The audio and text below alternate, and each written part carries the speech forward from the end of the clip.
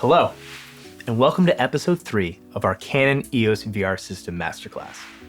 Post-production is where we take the footage we captured and prepare them to be viewed on VR headsets. Whether it's spatial 3D video or immersive 180-degree 3D video, these headsets are all fantastic ways for your audience to experience your story. Today we're going to focus on post-production techniques when working with 3D footage that was captured using the RF-S7.8mm F4 STM DUAL lens. There is a lot to cover here. We're going to start by going over processing clips using Canon's EOS VR Utility software for both editing and directly sending to your VR headsets. Then we'll cover editing techniques with Final Cut Pro and DaVinCi Resolve Studio. These NLEs are great choices for working with spatial 3D footage. I've added chapter markers to make it easy to get to the section you want. In addition to having a VR headset, I highly recommend picking up a pair of these anaglyph glasses. They will help you quickly see how the stereoscopic 3D effect is working on your computer monitor. Okay, are you ready? Let's dive in.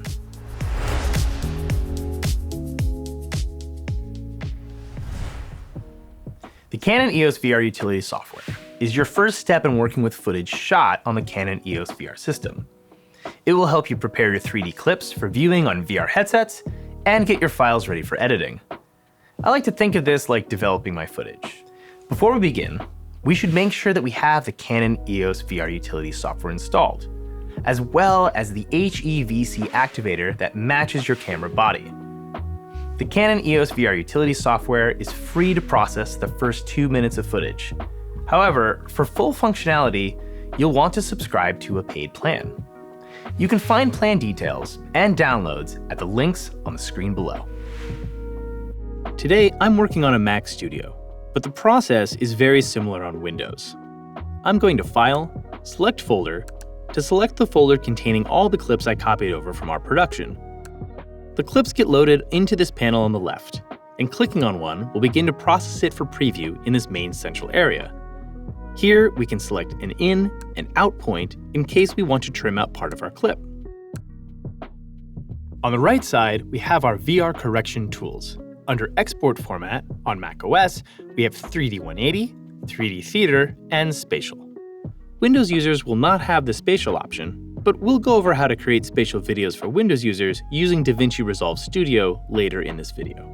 There are a lot of features I can use to improve my capture if I need to, including image stabilization and horizon correction. Parallax correction is checked by default. The R7, R50, and R50V do not support RAW video capture, so the RAW development tab is grayed out. Let's go over how to export the clips directly for sharing if you don't plan on editing your clips together. This is the fastest way to see what you've captured the same way that your audience will. For users with an Apple Vision Pro and using the macOS version of the utility, you can render 3D spatial files for a fast workflow.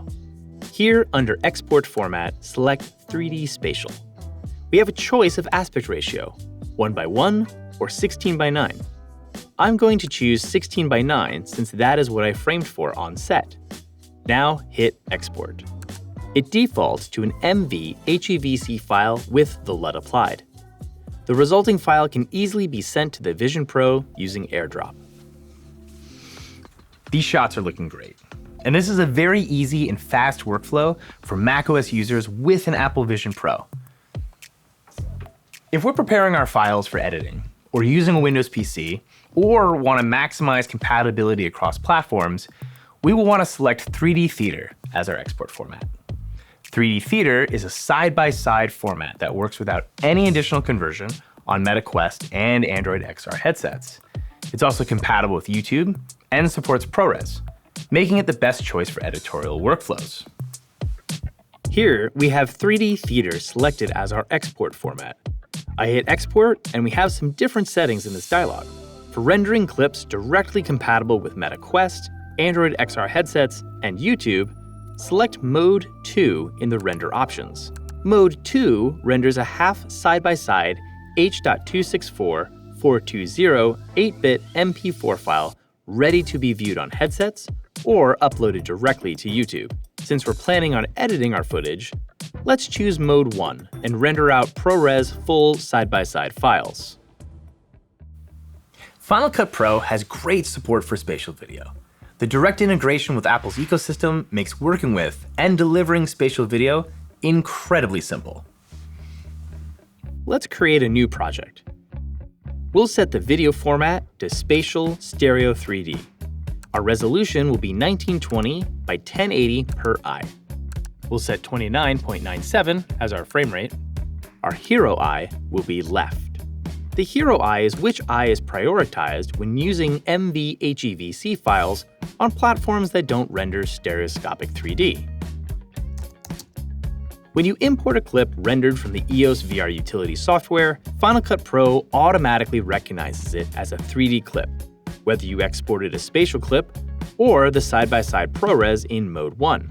Let's look at the settings and make sure we tell the software what kind of media we're working with. Here, we set the projection mode to rectangular. We set stereoscopic conform to side-by-side. When you add a clip to the timeline, we get stereoscopic controls over here. In the View menu, we can see the anaglyph. This image, when viewed using a pair of anaglyph 3D glasses, can help you see the 3D on a flat screen. Using the convergence controls, we can dial in the convergence per shot. The convergence is where the red and cyan line up perfectly. This is where your eyes usually focus best in stereoscopic 3D, so typically, it's best to match the convergence of the shot to the subject of your scene, which in our case are the cookies on the stand. Final Cut also makes it easy to throw in titles on your spatial footage and place them in 3D space. Here, I'll add a 3D title, adjust the convergence, and play back. Easy. When you're ready to export, if you are targeting Apple Vision Pro, there is an HEVC preset ready for you. It's important to select Settings and adjust the parameters so the lens metadata will match. Our field of view is 56.2 degrees with a baseline of 11.8mm. The spatial settings are compatible with uploading to Vimeo, which is a great platform to share your spatial 3D videos. If you are publishing to other platforms that do not support MVHEVC, you can export out an H.265 file for you to be able to view directly on MetaQuest or Android XR headsets. The file will automatically pack the two eyes in a single side-by-side file, left and right. Let's now turn to editing spatial 3D in DaVinci Resolve Studio. DaVinci Resolve Studio offers a powerful stereoscopic 3D toolset and is a great option for Mac and Windows users.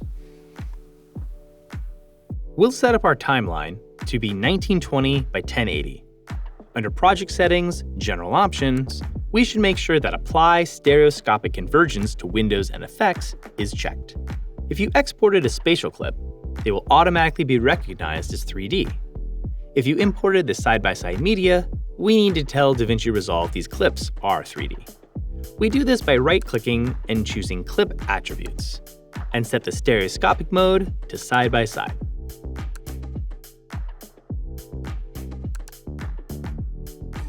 Most of DaVinci Resolve's stereoscopic tools are located in the Color page. Here is where you can preview your footage using anaglyph mode. This mode is helpful to make sure that any titles I add don't conflict with the stereoscopic 3D of the scene. I can move the title forward or backward in space using this slider called Convergence. You want to use this tool to make sure that the 3D depth of your titles don't clip the 3D depth of your image. We'll move our title forward in 3D space so it looks good. When you are ready to export, head to the Deliver page where you can select QuickTime and choose H.265 as the codec. For stereoscopic 3D, if you are delivering to Apple Vision Pro or plan to publish on a platform that supports spatial video such as Vimeo, select MVHEVC. We'll need to check the box to enable the spatial metadata and enter in the following settings: horizontal field of view at 56.2 degrees, a baseline of 11.8mm, and a disparity adjustment of 1.12. Vimeo rolled out support for spatial 3D video last year and is a great destination for spatial 3D projects. Final Cut Pro and DaVinCi Resolve Studio both support exporting the correctly encoded files for Vimeo. Vimeo's native app on Apple Vision Pro is a great place to watch this content. Watching 3D videos in a VR headset is like watching the best 3D TV you've ever seen. The quality is outstanding. And for filmmakers wanting to tell stories with a frame, it adds a new dimension to your storytelling.